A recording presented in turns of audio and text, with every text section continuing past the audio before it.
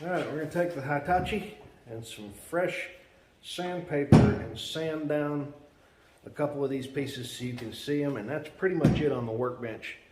But I wanted to finish it up where you guys could see it. I did have an issue with some of the two-part epoxy. The Permatex just didn't set up right. I don't know what it was. I mixed it up real good myself, same as I did with everything else. I probably spent too much time on that. Anyways, we're going to sand some of these other ones down. You'll see how nice and flat and smooth they are as compared to the 1/4 inch divots that were on there. And hopefully we'll be working on an actual vehicle of some sort here in the very near future.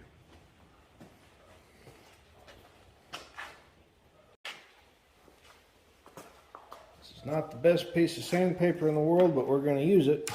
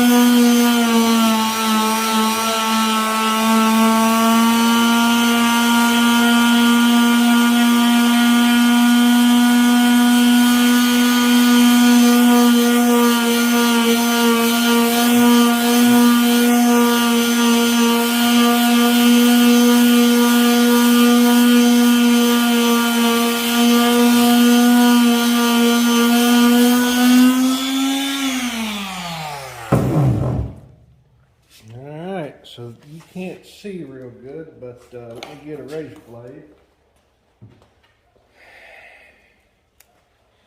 That'll show if it's high or low.